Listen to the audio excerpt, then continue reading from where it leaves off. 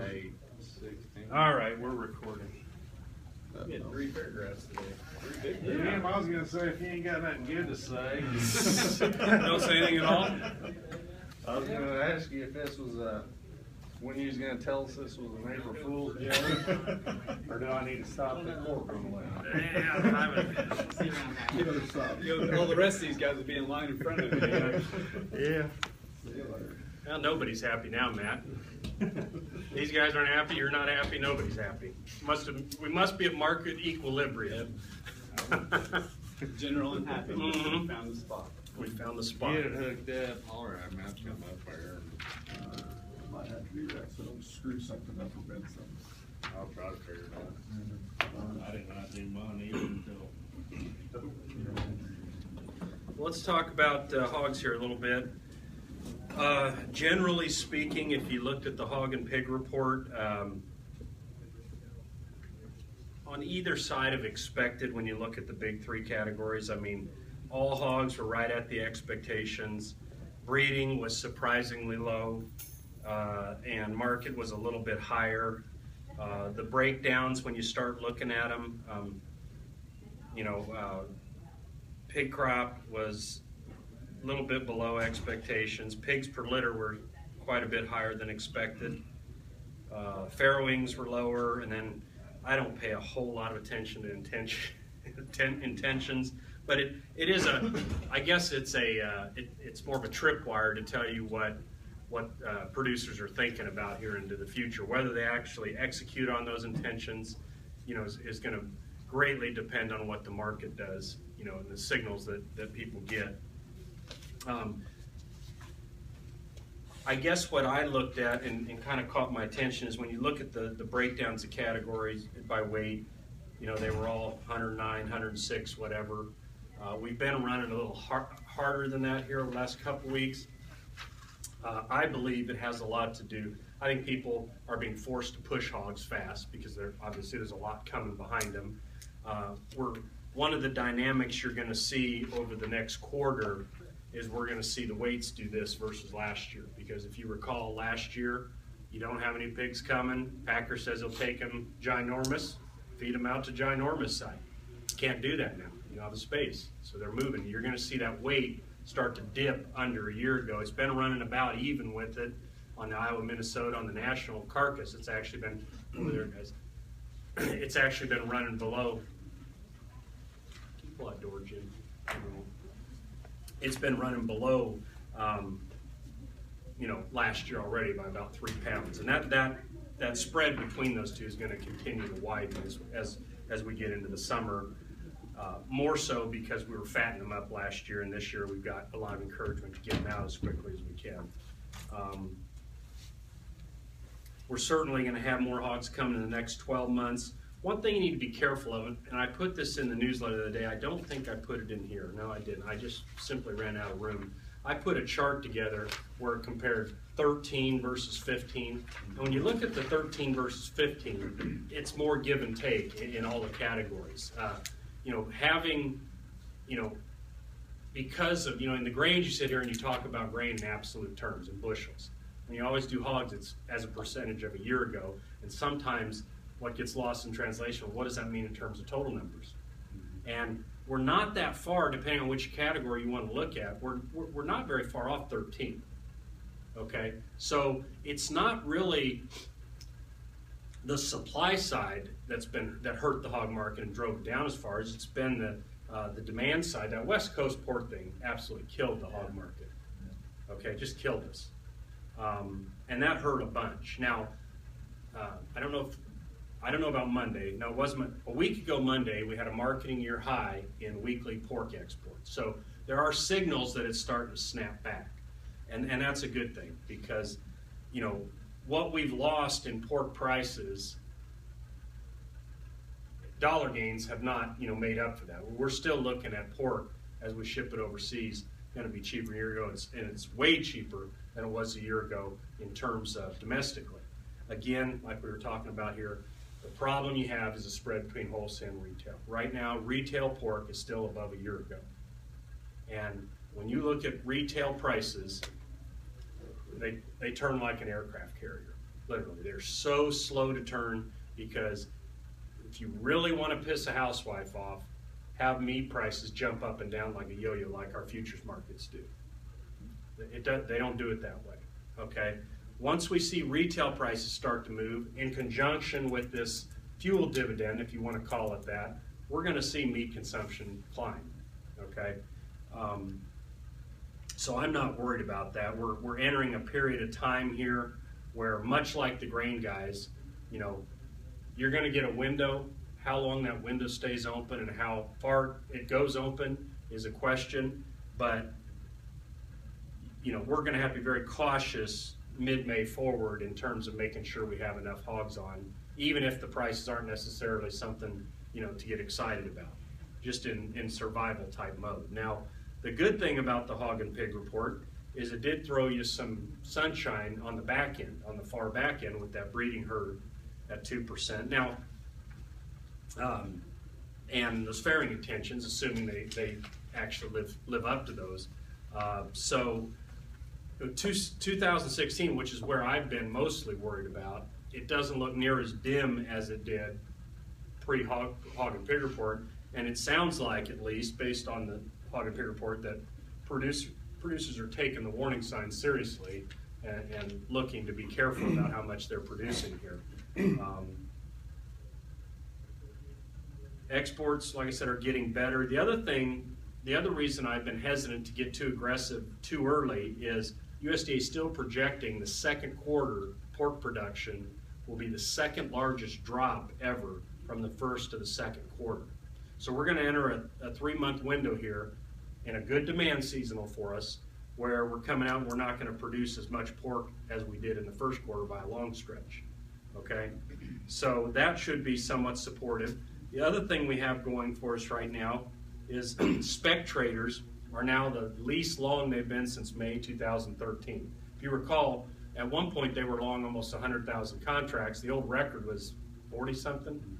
So we more than doubled the old record, and now we're back to almost even. I think we're long about 6,000 contracts from the speculators. So we've exhausted a lot of that fuel, liquidation fuel already. Personally, I think we bottomed. Okay, I'll go on record and say for now, especially against these second quarter contracts, I think we're bottomed. How much like the grains, though, rallies are going to be limited, okay, because there's still plenty of hogs out there to sell, and the function of the market is going to be able to keep that wholesale price down long enough to drive retail prices lower, which is what we really need to move pork. Okay, so don't look for real sustained hard rallies. In terms of price targets, I think you're looking at you know, anything, and of course it depends on the time. Okay, the later the time, you know, I've said a million times, like a bar after midnight, your standards slip a little bit. But up until middle of May, I think anything in the low to perhaps as high as mid-80s for summer hogs would be a great price to get locked in at. And that's something that, you know, if we don't quite get there for upper 70s, low 80s, and it's reaching that time frame, then we still have to act. You heard the grain presentation, okay? All things being equal, which they never are, you should be buying cheap corn again this year. But we can't sit on our hands and sit there and sell hogs against grain we don't have and sleep at night, okay? So we're going to have to make sure we stay active on the feed side. You know, the one thing long term, and I just, at the RJO National Conference, we talked quite a bit about this, and I don't want to sound alarmist, but from what everybody I talked to said, you know, the future of hog futures and options is up for debate right now. You know, we're just getting so many contracted hogs, so many formulas. Well, you guys have seen, you can't even get an Iowa, Minnesota bid, you know, once a week, sometimes twice a week, and that never used to happen. You'd see the odd Eastern Corn Belt. I quit quoting the Eastern Corn Belt because you never get a bid on it anymore, okay? And those are signs that the future side of the market and options are even worse in terms of volume and liquidity. So it gets real difficult to do some of the things we want to do. There aren't any short dateds that we can do. The only thing you can do in the hog markets anymore is you can do some, you know, if you're going to buy a put or something, you can sell a call against it, you know, and try to cheapen them up that way a little bit. And those aren't bad strategies in markets where rallies are going to be limited in nature. You know, you get into the worst thing that happens to me is hogs are $4 higher than they are today. So what? I was willing to sell them here. So we might look at something along those lines, especially as we go out into the future, where you say, well, you know, that may not be the top of the market. It may be $4 higher, maybe $10 higher, but at least I'll get 4 of the 10. Okay, and I'd lock my feet in, I can make some money there. So you have to be a little more creative on the hog price protection, and it's probably going to get worse, is what I'm telling you, in terms of what people told me at that conference. You know, we don't have a bird futures market, and we grow a lot of birds. Okay. So what's the answer? Do we move to something in the future more towards you know, milk or? you only have a market if it takes 2 to make a market. And right now, you guys as a group are surrendering your side of the market for stability, okay, and for guaranteed margins. And you know, after if you look at since 1998, what's happened to hogs? I mean, it's you get motion sickness from the way they've been moving up and down. So as long as producers are willing to lock in something that's not tied to futures, and in some cases they reference them, but they're not really on the board. Okay, they're not being used. So you know, that's going to be a problem going forward, and it's probably going to get worse before it gets better. So I'd like to be able to sit here and tell you we could do cheap options, but it's so hard to do, especially out in the deferreds, because there's just no. So if you're going to do one, a lot of times you have to do the other side as well. Say, hey, you want to stick me for time on this side, you know, you're going to have to get me on the other side too to offset those a little bit. There's been some talk, and it's kind of died down a little bit, but I think it's a factor going forward. You know, people are talking about hog slaughter capacity. You know, if you look at projections for first quarter 2016 right now, and you use the latest hog and pig report, you know, you're bumping up against capacity in the first quarter of 2016. Not going above it, but you're bumping up against it. And of course, that's capacity, rated capacity. It's not added shifts, added time, things like that. But the fact that you're doing it now, or expected to do it in early 2016, has people wondering what happens in the fall when you add, 100, 200,000 hogs a week. I think that could be a problem that we're going to have if we don't see more moderation than what even the hog and pig report showing us going forward. We've got some plants coming online, but the earliest ones don't come into late 17. So we've got to get through that fall of 16 period. I know I'm saying this pretty far out, we're talking 18 months from now, but it's something we don't want to ignore as we go forward. We may get to the point, and what I'm getting at here is in terms of shackle space, when you guys start looking to renew some of your basis only type contracts with people, you might really in the back of your mind be thinking, I need to, maybe he's pushing me a little hard on the basis for fall 17, but maybe there's a reason behind it, and maybe I should take that just for guaranteed kill space. Because better to start thinking about now than have it sprung on you, a year from now when they start talking about that being a real big problem. But based on current projections, it certainly could be a problem. And, when we ran out of shackle space in 98, we know what happened there. I mean, it got ugly. And now, to be fair, this is not 1998. We were, 5% or less of our pork got exported in 98. We're 20-25% right now, so we've got other avenues right now that weren't really readily available back then.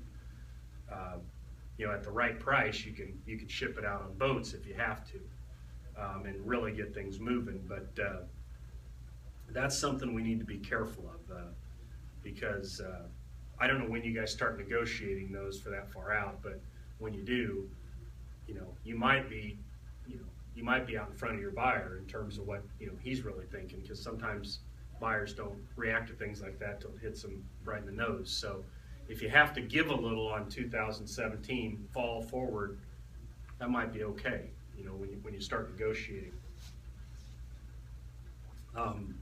But other than that, I think we're at a time, like I said, we're gonna, you know, there aren't gonna be too many buses that pass, so we're gonna have to take a bus here and be aggressive with it. In terms of how we do it, you know, there's only so many marketing dollars, and I think most people I've talked to agree that they want to put most of their money fall forward that they're going to spend on marketing, and I don't blame them. I'm the same way. So I'm looking at probably something along the lines of buying some puts, selling some out of the money calls, marginable position, but a good problem to have if you are margin in that position. And then on the front end here, probably using more cash instruments as opposed to, you know, spending money on marketing those hogs. I mean, we have a pretty good idea what's on the ground already. I can tell you with full confidence, I mean, you know, I don't see $90 summer hogs this year. It's just not necessary. We still have enough tonnage to grind through that they're not going to have to bid up on those. I didn't mention it. I mean, one thing that is supporting the market is, and I think we saw a little bit of that unwinding yesterday, is, you know, we're still seeing pretty high beef prices. But, you know, I can tell you, nobody ordered a pork chop at Texas Roadhouse. So as the economy gets better, you know, we've talked about this many times. People go out and you know, you sit there and say, how can you pay? I mean, I paid, well, I didn't pay. Coach paid. I had a 12 ounce or 14 ounce ribeye, and I think the dinner was $26. You know, nobody's gonna spend $26 for pork chops. This isn't gonna happen. So that pull from the beef side is supportive, but, you know, beef has never been our main. It's always poultry is more of an apples to apples than, you know. But it doesn't hurt, and when you're seeing them push beef prices up, and the trade. What more importantly, you're hearing more and more traders talk about. In fact, at the national conference, one of the speakers there talked about buying hogs, selling cattle, and I had my buddy Brian, who works up in Chicago, and we were talking about. We were both guffawing to each other, and I said, nobody goes out to eat pork chops. I said, that's a trader's thought, not a real world. After talking to Brian, this isn't on here, but I wanted to bring it up as well. We had a chance to spend some time over that weekend, and we were talking about that Chipotle thing again. And you guys saw what they wanted. And I talked to him, and I'd really like him to come down here sometime, because he really believes that, you know, they're willing to contract, you know, $1.20 type hogs, but you got to raise them the way they want them raised. But I mean, at some point, if a guy, now I'm not saying it's right for everybody, but if you're going to contract with a packer and meet his specs, whatever they are, yes, and you guys know the handwriting on the wall. Why not? And I don't get anything out of this, so please don't think I'm benefiting any way from this. But I'm thinking for your benefit. You know where it's going, where the breeding and confined operations, where they're going. You guys know where they're going. I mean, it's just a matter of time. And they're crucifying, that's a bad pun maybe, but they're crucifying Pence over this thing. You know, the PC people are winning right now. And if they're gonna beat you anyway, why not make money off it? You know, if it makes you feel better eating that pork that got to turn around in a gestation stall and run a few piglets over, then have at it. You know, it's all about economics. So I think it's something people should really study and try to take the emotion out of it and say, hey, you know, I've got to adapt or die, and maybe that's the next wave. And maybe it's not, you know, if you're a multi-operation area, maybe it's not we do everywhere. We start over here and we test, you know, like McDonald's right now. They're running a breakfast 24 hours a day model, but they don't throw it out everywhere. They test market it and see how it works for them. He's really convinced. He goes, man, you can't believe what these guys are paying. I mean, that's it. Anything's possible. They just have the to right be amount of money about what it's going to cost to do it. So I'm going to try to bring him down and have him, even if it's not the grain meeting, maybe we'll just meet at your office or somebody's office and just kind of, because I don't have the answers and he doesn't either. He wants to bring in their people to talk to you guys. Yeah. So you get it straight from the horse's mouth and you can ask any question you want. And, but I think it's worth a meeting anyway, just to see where these guys are at. Because when you look at the shape and the dynamics of the hog market, I mean, I really think 20 years from now, open hogs will be kind of a niche market. that they'll be locked in, you know, you're gonna be locking in some way or another with somebody, or somebody's. Well, we won't have any choice if there's Yeah. no market. Right, right. It already is almost, you know, in a minute way, because local people can't buy a butcher hog anywhere. You just can't do it. I mean, none of the big guys will let You gotta them, buy, you know what I mean? you buy them FFA from the fair people. Yeah. Or, you know, they go into pavies, but I mean, there's not many pavies around. Yeah. And so, you know, you talk to these people, and you know, they may be Kentucky or whatever, there's no source for them to buy a high pig. Well, anytime you concentrate the finishing side, you're gonna concentrate the production side. That's just the way it works. They're going to economy of scale, you're gonna have to go to economy of scale with them. Or you're gonna have to do niches. You have to do niches, where is what I think, if you wanna be a niche hog farmer and survive, you gotta look at what these guys are offering. There's probably more opportunity to do that than there is everything. Yeah. As far as differentiating Yeah. yourself from, you know. Yep.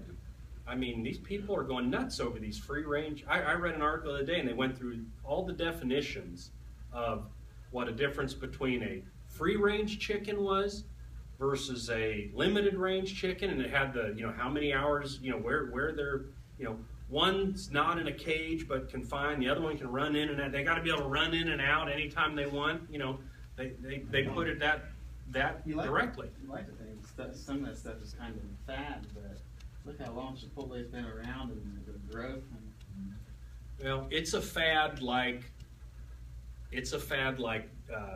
non-GMO GMO beans. And years ago, Joe, before you were here, I told these guys, said, you know when GMO bean or non-GMO beans will go out? When they get to $10. Okay? Same thing on food. You get to the point where we have a bad run of it economically, and people are just glad to eat something, they won't care if that chicken's happy or not at that point. Okay? But right now, I mean, my sister-in-law, she doesn't eat anything. They got plenty of money. They don't eat anything that's not organic or free range this or that. And she thinks she's saving the world. Every time I see her, I said, boy, you know that starving Nigerian, you're not helping him out at all. He can catch that chicken. Yeah. I said, you're saving the world and all in your own mind, but you're really not. What, in the last 30 days, isn't it Geico using the free range chickens on TV? Yeah, doing those That's chicken- kind of ad. You wonder where it's going. Well, they have Burger King doing chicken fingers now or something, or talking chickens or something, so, yeah.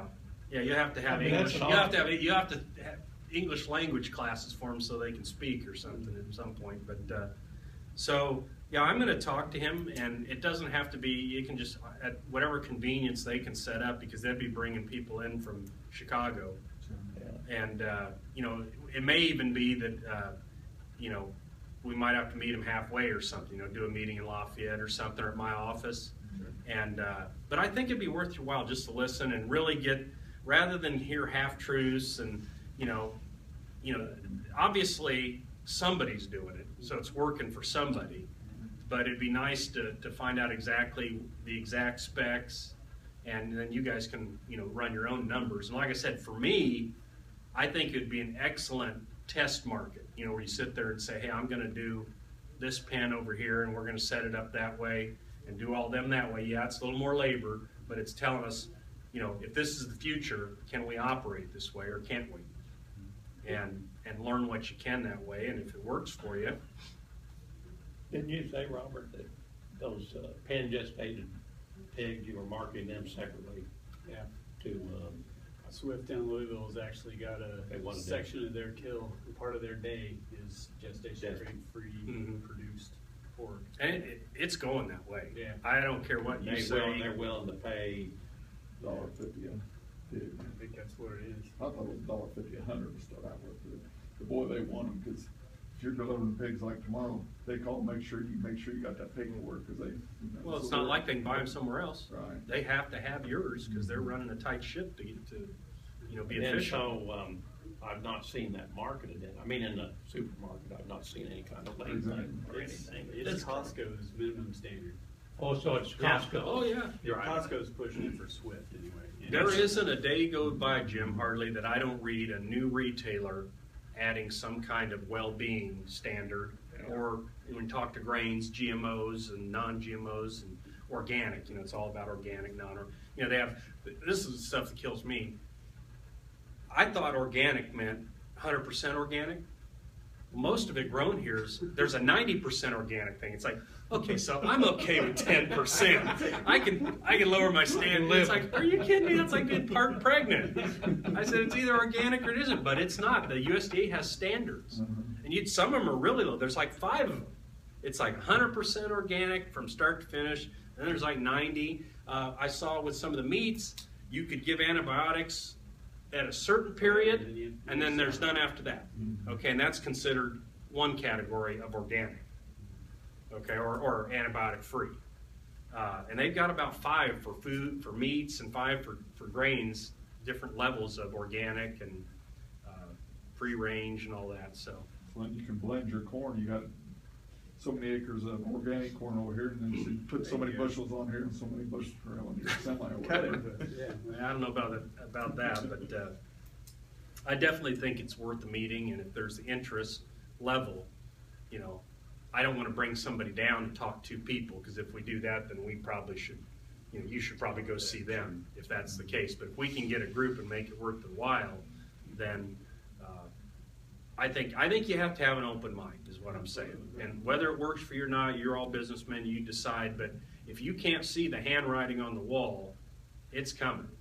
And I think it's a good opportunity, especially for some of the small intermediate guys, to say, hey, I can't compete maybe with the larger producers, but here's an arena where I can compete. You probably have an advantage. And maybe have an advantage, right. Maybe have an advantage. So I'll work on that. I'll get back to the office tomorrow, and I'll give him a call and see if we can set up something. And, it'll largely be on their schedule, and I'll try to stay away from April, May. I know for you, Robert, might not matter, but for the other guys, it would matter. So maybe shoot for something in June or something if we can, and maybe even, perfect day. Maybe we could, I could get them here, come down here and do a grain meeting at 10 o'clock. That would be our hog meeting. We talk to them maybe. So, but I have to work on their schedules. So. Customer's always right. Ultimately, he may be dumber than dirt, but he's right. And so going to Costco, it's not, I don't go. I mean, does anybody go to Costco? To see? I don't know where Is it they're going advertised? out here. That's exactly right. I think Yeah, I don't go. you gotta go. He's got one. It's Cincinnati. Costco's a club. Yeah, You have to have a membership. like Sam's, I think. Yeah. I understand it's a little step up from Sam's is kind of how they position themselves. Fort Wayne has them, Indy has them. To hear Swift tell it, that's the only way to get into Costco selling pork, is there is no differentiation in the store. It's all in gestation. And that's the problem. What today's niche is tomorrow's standard. Yeah. Just like the grains today. Right there in the Greenwood Mall area, just north of the mall, where H.H. Gregg is. I dropped my wife off there. And anyway, there's a Whole Foods grocery store, organic foods, in a remodel. Mm-hmm. Not a big store, so I sat out there and just kind of watching them. They were doing pretty brisk business, and the main, I kind of watched the type of vehicle people were driving. A lot of Subarus and I just kind of Toyota hybrids. It wasn't like a Priuses. Kroger with people parked out there, but this was on. No. It could've been on. Be a hell of a lot different than the Walmart crowd. Yeah. There's no people of Whole Foods on the internet. No. It wasn't a big store or anything, but they were. So do you guys have any questions or things you want to talk about? I mean, I didn't say anything in either meeting about bean meal. I hope you inferred from beans. And every day in the newsletter I always publish, you can see some of the bids on out, and you continue to see, they're dropping their bids on the deferreds out there because Basis got better on bean meal. They're doing a little bit of what I call like a bait and switch, a little bit, where, let's say today's bid's 30 and next month's 15, just for argument's sake. Well, it seems like by the time you get next month, it's 20 or 22, so they haven't quite, they keep trying to hang on to that as long as they can. And as long as we keep doing some decent export business, like last week was 200,000 metric tons of bean meal exported. As long as we keep doing that, they're able to do that. But there'll be, and then they go into maintenance pretty soon. You're gonna start seeing their spring maintenance come along, which buys them a little time. But I think coming out of maintenance, it's gonna be a different ball game. And long-term bean meal, I think I talked to Joe about that the other day, and you said there were some bids out there in the 10 area somewhere. Clock to September. Right. And when you think about traditional, 5 over, 5 under carried us. So if you do it at 10, you're potentially risking $15 a ton on basis. I don't think until new crop comes along, you're going to see any 5 under bids. But, you look out there and you see the west at 20 under and you say, the export market goes away, which is what we feed. Yeah. We don't normally see this kind of spread we've seen between east and west, okay? I mean, it's usually more here because you're pulling the chickens, you're pulling the river, but it's not as wide as what we've seen here in the last 12 months. So, one thing noticed the other day that the July soybean and November soybean spread has come back in. That inverse has come back in. Does that mean anything for old crop demand and meal? Well, anytime you start taking inverses away, the market's trying to tell you long term that it's not a bull market anymore. I do think you're going to see, and I talked to my old British buddy up in Chicago, John. He thinks bull spreads in meal are going to be good this year, like May, July, September. He thinks you're going to see some bull spreading in the meal this year. Old crop to old crop, some tightness there. But what's the bull spread? Is that by the nearby? Yeah. Anytime you buy the nearby, it's bullish. I don't know how that. I mean, we don't do a lot of meal spreading, but I guess it's indicative of. Well, the reason he brings it up is because the farmer's so sold. The last part of the soybean crop. Let's be honest. We saw huge inverses. We saw huge basis premiums. If you're still holding beans, there's nothing going to pry them out of your hand other than the bin stinking or harvest coming at this point. Those are the guys still holding beans. They've ignored the economic signals completely. So the only thing that's going to pry it out of their hands is $13 beans, and that's not going to happen, more likely, or harvest, okay? And that's why he thinks bean meal spreads could be firm, because to keep running, where are you going to get beans? You're going to have to get them from commercials. And when you get them from commercials, you pay up on the basis of the spread. So, and I would concur with that. I think mostly farmers have done a lot better job of selling beans versus corn. So, they've got to get to new crop. And would that make a bullish case for meal or basis?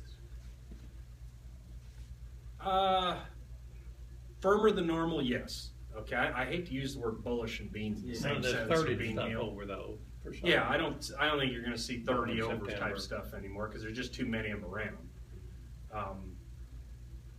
But from a spread and short-term basis, it's that's why I think when you asked me about 10, I said, I don't think that's going to be a bad price. And realistically, the risk in the market's probably more like 5 over, 3 over, And if you can book a basis where you only have $5 worth of basis risk, that's pretty good. Levels everything out. So, anything else you guys wanted to talk about, or?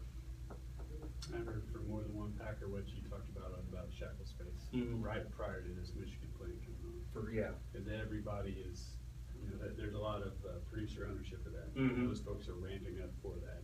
Yeah. If it gets delayed a little bit or something gets pushed back, there's going to be just a short period of time in there where we can't hardly kill it. Yeah. Well, they're very aware of it. I don't know how far out they'll go with you guys at this point in time. It may be something that you coyly bring up in terms of, hey, where are you guys at for last half 16? They've done 18 months out. Have they? Prior. No, I don't know if they would today. Well, I don't know if it requires you, does it require you to do the whole 18, or could you do stretches of the 18 is what I'm wondering. Yeah, I don't know. That, if you can negotiate something that would carry you, say, from October to April, 16 into 17, that's where I'd be most interested in doing it. Even if I had to give up a little bit for peace of mind, you know, if you've been negotiating a 2-3 over basis and he wants 4 or 5 for that period, you might say, you know what, better safe than sorry. You We're know? gonna take some advantage of it. Yeah. You know. Yep. So I'm just trying to give you an early warning here that that's something you need to keep an eye on. And if the opportunity presents itself, I mean, you don't want to go knocking on his door, well, what will you give me for that period? And you know, why do you want to know? Why are you so, you know? I mean, they should know better, but, you know, until it becomes a crush, you know, they'll take hogs during that period. Sure they will. You know, but when everybody and their brother starts asking for it, then it's you know, you're looking at a different price. So anything you do contract-wise, and there's a gazillion different contracts set at different times, that's why I'm saying, you know, keep that period in the back of your mind from October 16 and, you know, say April 1st, in that time frame. Could get pretty tight. That the strike out there on those longshoremen, you know, because I guess they gave in to the concessions the union made. So that happened again. Did you ever read in what I put in there what the average guy makes as a long out there? $133,000 a year, plus benefits, plus retirement. And pension. But you know why they did that? Apparently what happened is as we got more and more automated, the union basically said, okay, you want to replace us with machines, fine. But those of us that are still here, you are going to pay through the friggin' nose. And that's what they're doing right now. I said like there's 3,000, 6,000 people waiting to join the Oh, union. Yeah, I put me on. yeah. Why send a kid to college if you can make him a longshoreman? Forklift for 130,000. Yeah. So, yeah, I mean, you know, It's crippled things though. it's hard to feel sorry for them, but at the same time, if you look at it in the bigger picture, you know, they traded one thing for another and said, yeah, we'll cut positions back, but those of us that stay here, you're going to pay, and they are. I run into routinely the guy that runs the president of the Honda plant out Mhm. at the Y, and they were shut down for days. Because they of could that? get about 95% of a car. Doesn't do Get you off, any good. can't get off the The parts. parts they needed, you could go out in the parking lot and slap on. Yeah. And they had gone after airplanes and were flying into those parts. And he said that what they were paying for that was just Oh, yeah. embarrassing. But You gotta have it, you gotta have it. You're paying those people. But he knew exactly what the status of that was because Honda was just Right hit there. and died by Yeah. whether they could get that speedometer needle that Yep. day or not. Yeah. And you know, you look at the economy during that period, you know, now you're hitting on all cylinders again. And that's something, you know, it's always, guys see this decline and they're like, oh, yeah, this is really bad. And you always see the dark before the dawn, but man, you get that economy going. You know, we can talk about exports all day, but that 80% domestically is what really counts. Yeah. You know, that's where you make your bread and butter is on that 80%. And you give people money, I'm telling you what, I don't know about Decatur County, but you know, where I live, I mean, Is the price elasticity of pork, retail pork, the same as everybody assumed it is, that it very much reacts to price? Is that? in terms of demand, Yeah. well, I mean, pork has Does that always change been over- a eat-at-home type Yeah. meal, you know? So when people have extra money, it gets extra demand, but I think you're seeing the steakhouses, they're the first ones to benefit because people say, hey, let's celebrate, you know? We haven't been able to have a pot to piss in for a while, now we do, you know? So, but it certainly has you know, people will eat more meat when they have more money. There's no doubt about that in general. So biggest problem right now is that retail side, but that'll change. It sucks and nobody likes it when it's this way, but guess what? They're pretty slow the other way, they really are. You know, when things were going crazy, you know, they're slow to pass that along because it's, you know, it's what people go to the store for, really. And you don't want them pissed off when they leave the meat counter because then they won't buy anything else, you know. So we'll start seeing that retail wholesale start to come in, and that'll help as well. So you know, they've never jacked the price of loins up. I mean, as long as you watch steals, they were still cheap. But I guess, to summarize what we've said today, we've discounted an awful lot of bad news. You guys have taken a lot of hits, be it the dollar, be it the port strike, hog and pig report. There's just, we've discounted a lot of news in the market. You got the specs largely even again. So, I'm a lot more neutral to friendly than I am neutral to bearish at these price levels right now. But, we need to take advantage of the seasonals that'll come up to do some things. Is that May, early June, where we start to look at pushing? Oh, absolutely. Pre-Memorial Day, then you get another bounce going in late June into July 4th. And then that's Father's Day, that period in there with those 3 holidays, that's it. You start getting late summer, it gets hot, people don't want to grill as much as they did in early summer, and so you start to slow down again. So. But that's the time period to push out coverage. Yes. Into 16, not necessarily. Into 16, yeah. Yeah, and I think if you're talking about weighting of your hedges, I think you need to weight from the back forward. Yeah.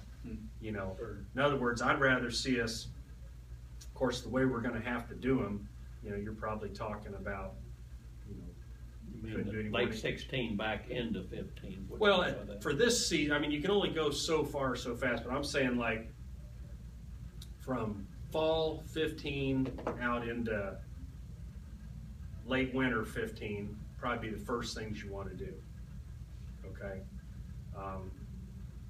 Less concerned about the next 3 or 4 months, because I think we're going to have some good demand there. Now, if they get prices up to, where you think, hey, now this is worth protecting, then you can certainly go there as well. But we need to really be careful on the back end. Yes, the hog and pig report helped, but we got a lot of hogs. And the longer we keep feed down and bean meal comes down this year, which it's going to certainly, there's going to be more and more incentive for guys to feed. So I heard a lender talk about expansion in terms that, they used to have to kind of get the lender's permission to expand, but there was financing that had to be done. And now a lot of the guys that want to expand have had such a run that they got some they don't war have that chest built hurdle. up. Yeah. They can just go out with largely cash. Yeah. Yep. They've lost the reins there a little bit, the lenders have. Yeah. Yeah, they're using those reins on the grain guy right now. Evidently. I can't believe, and I haven't met you guys since January. This has been the big lender time. And I don't mean this, it sounds self-serving to say it, but I've talked to 3 or 4 lenders, and they said half their producers last year were break even or lost a little bit of money, grain producers. I couldn't believe that. I said, are you kidding me? And this is from independently, because I just assumed everybody made some money.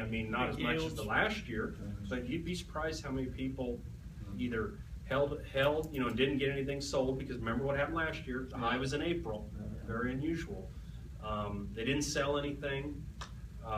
They still had all the high-priced expenses. Nobody cut back anything either on the expense side. And I was just surprised at that. I really was. And it's starting to reflect in land values. We're starting to see land values slip a little bit, not tremendously. That was the other good thing, and this isn't really a hog thing, but I know Smiley's want to watch this. I saw an overlay of bond prices and land prices, and they adjusted the bonds so they were flat, so they took inflation out of it. You want to talk about a correlation. No fancy way of saying interest rates and land prices. Interest rates go up, land prices are going down. Okay, we'll debate how much and how fast, but they are going down when that happens. So, you heard the Fed talking about taking patience out and start talking about interest rates. When you start, if you were a land speculator, it's probably time to be selling land right now. Okay, now, obviously it doesn't work that way, and if you look at land over a 50-year period, it's a great investment. But if you could get in and out of it like a futures contract, if they had a land futures contract, I'd be selling. I would certainly be selling. And if I were wanting to buy ground, I'd want to be a young guy doing it. I wouldn't want to be 60+ years old buying ground right now. I really wouldn't.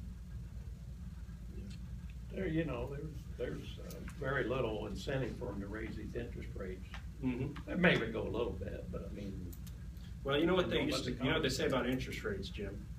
A good central banker takes the punch bowl away just as everybody's starting to get a buzz. Okay? That's what they say. If you leave the punch bowl there too long, then you can't, then you get into problems that it creates, bubbles. And I think they're going to be slow with it in terms of what they do. And it's going to be more of a more token than anything else, you know what I mean? Where you bump it up a quarter of a point just to say, all right, guys. Yeah. And if you look at Federal Reserve, typically, once they start raising, they raise for a while. Once they start dropping, they drop for a while. So I think they're going to do it very slowly, but they are going to do it just to send a signal that, you know, the punch bowl's starting to get pulled.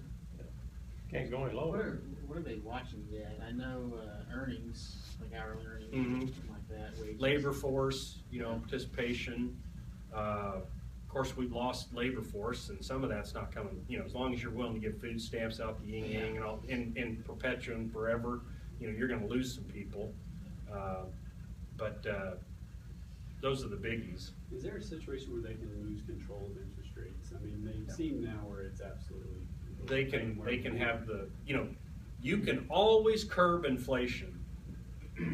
You can't always curb deflation. They fear deflation way more than inflation. I mean, Volcker, you know, when they went up to 15, 18%, it fixed inflation. It was painful as hell, but it fixed it. There can be negative. Where they get into troubles when they don't have the political will to do so. And then you get the runaway, you can't even stop it. You know, look what's going on down in Argentina. I mean, Yeah. you know, you get to the point where you can't stop it because everybody loses confidence in the government, and, you know. So interest rates to the upside, I mean, they can pretty well keep a handle on that. Yep. It's- Yep, it can be super painful, but it can be done. So interest rates, Japanese are paying negative interest rates. You years know. ago when interest rates were in the teens, that was on purpose, and Oh, yeah. at least they had the ability. Just because They had to. Inflation. Yeah, inflation was getting out of control, and they kept jerking it higher and higher until put a screeching halt, and, you know, it hurts. Because it slows economic activity, you know, people quit buying things. You It's know, like negative interest rates, and you're saying Japan right now, is that because of their currency? well, Japan has huge problems with the demographics, Jim. They have long-term structural problems that are not gonna be solved easily. Next time you hear somebody spouting off about these damn Hispanics coming across the border, these people coming in, it's a better problem to have than what Japan has. No way. They got people aren't getting married, aren't having children, and they're dying. And you can't, you know, when you have social programs, who's gonna pay? Yeah. You know, there are estimates I've seen in 50 years, Japan will have half the amount of people they have today. We'd be in that same boat if it weren't for different. Some of our ethnic, Right. yeah. So, you know, you're better off taking those people and bringing them on the level and educating them than having them on the fringes where they can't be part of society because they don't pay, you know, they're not paying taxes, or they can't send them to schools, and, you know, then they're just a drag on your, you know, economy. Take our birth rate and then our immigration policy gives us a Yeah. positive. But people, you know, they see it like this, they're going, that guy's taking my job or driving my wages down. Well, if he weren't illegal, you know, they couldn't get away with some of the rates they're paying those guys, you know, because everybody has a vested interest in being quiet. So, you know, it's not a problem of immigration, it's a problem of how you control it, you know. You don't want people just pouring in undocumented, not checked for disease. My goodness, they had an outbreak out in Southern California. What disease was it? TB or something out there from people coming across who, you know, didn't have immunizations against it. That's what hurts. When it's preventable. Mhm. You know, it's nothing that couldn't be Yep. dealt with. All right, guys. All right. Thanks for That's all coming. I have. Be careful out there. Yeah.